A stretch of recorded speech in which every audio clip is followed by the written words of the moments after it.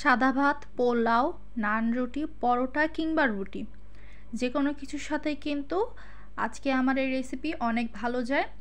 হ্যাঁ, ভিডিও দেখে বুঝতে পারছেন আজকে আমি আপনাদের সাথে শেয়ার করতে চলেছি ঝুরা গরুর মাংসের recipe. Hello everyone, welcome back to my channel Selina's cooking home. আমার নতুন একটা রেসিপি ভিডিওতে আপনাদের সবাইকে স্বাগত। প্রথমে আমি এখানে মাংস দিয়ে দিচ্ছি প্রেসার কুকারে, দিয়ে দিচ্ছি পেঁয়াজ কুচি, আদা রসুন জিরা বাটা, স্বাদমতো লবণ, হলুদ, মরিচের গুঁড়ো, একটু জিরা গুঁড়া দিয়ে দিচ্ছি। এখানে কিছু গরম মশলা দিয়ে দিচ্ছি আমি, 2টা তেজপাতা, 2টা দারচিনি দিয়ে সামান্য একটু তেল দিয়ে এবার এগুলোকে খুব ভালোভাবে মিশিয়ে নিচ্ছি।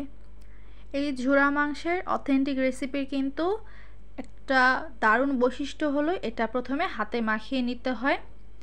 এবার আমি এটাকে কিছুক্ষণ ঢেকে রেখে দিচ্ছি, এটাই থেকে কিন্তু অটোমেটিক পানি ছেড়ে দিবে।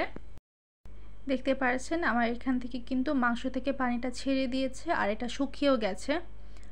এবার এটাকে খুব ভালোভাবে নেড়ে চেড়ে মিশিয়ে নিচ্ছি। আমি এখন গরম মশলা গুঁড়ো অ্যাড করেছি, আগে আমার মনে ছিল না এই জন্য আমি অ্যাড করতে পারিনি, আপনারা প্রথমে অ্যাড করে দিবেন। এবার এটাকে আবারও খুব ভালোভাবে নেড়ে চেড়ে মিশিয়ে নিচ্ছি। মাংসটাকে খুব ভালোভাবে নেড়েচেড়ে মিশিয়ে নেওয়ার পর আমি এর ভেতর দিয়ে দিচ্ছি পানি। আমি এখানে বেশ করে পানি দিয়ে দিয়েছি। পানি দিয়ে এবার এটাকে আবারও খুব ভালোভাবে নেড়েচেড়ে মিশিয়ে নিচ্ছি। আমি কিন্তু একেবারে ঝোলের জন্য পানিটা দিয়ে দিয়েছি, সেই অনুপাতে দিয়ে দিবেন। এবার এটাকে ঢেকে রেখে দিচ্ছি, সিটি দিয়ে দিচ্ছি 3টা। দেখতে পাচ্ছেন আমার পানিটা কিন্তু একেবারে শুকিয়ে গিয়েছিল আর মাংসটার চেহারা তো দেখেই বুঝতে পারছেন খুব সুন্দর করে সিদ্ধ হয়ে গেছে। এবার একটা ফ্রাই প্যানে তেলের ভেতর রসুন দিয়ে দিয়েছি। রসুনটা এরকম গোল্ডেন গোল্ডেন করে ভাজা হয়ে আসলে দিয়ে দিচ্ছি পেঁয়াজ। পেঁয়াজটা কিন্তু আগে দিতে যাবেন না, তাহলে কিন্তু পেঁয়াজটা পুরো কালো হয়ে যাবে, কিন্তু রসুনটা সিদ্ধ হবে না। আগে রসুনটা দিয়ে লো ফ্লেমে কিছুক্ষণ ভেজে নেবেন, এতে করে রসুনটা ভিতরে 50%-এর মতো বয়েল হয়ে যাবে। তারপর পেঁয়াজটা দিবেন। পেঁয়াজটা দেওয়ার পর এভাবে খুব ভালোভাবে নেড়ে ছেড়ে মিশিয়ে আমি এভাবে গোল্ডেন করে ভেজে নিব।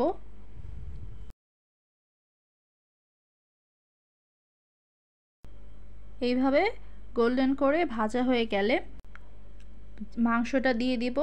আমি এখানে মাংসগুলো হাতের সাহায্যে কিন্তু খুব ভালোভাবে ছিঁড়ে ছিঁড়ে দিয়েছি, একেবারে ঝুড়ো ঝুড়ো করে, দেখতে পাচ্ছেন কিভাবে করেছি। এবার এই মাংসগুলোকে আমি এর ভিতর দিয়ে দিব, দিয়ে চুলার ফ্লেমটা বাড়িয়ে খুব ভালোভাবে ভেজে নিব। ঝুরা মাংস কিন্তু খুব ভালোভাবে ভাজতে হয়, তাহলে কিন্তু এটার আসল স্বাদ পাওয়া যায়। এবার এটাকে খুব সুন্দর করে নেড়ে ছেড়ে মিশিয়ে ভেজে নিচ্ছি।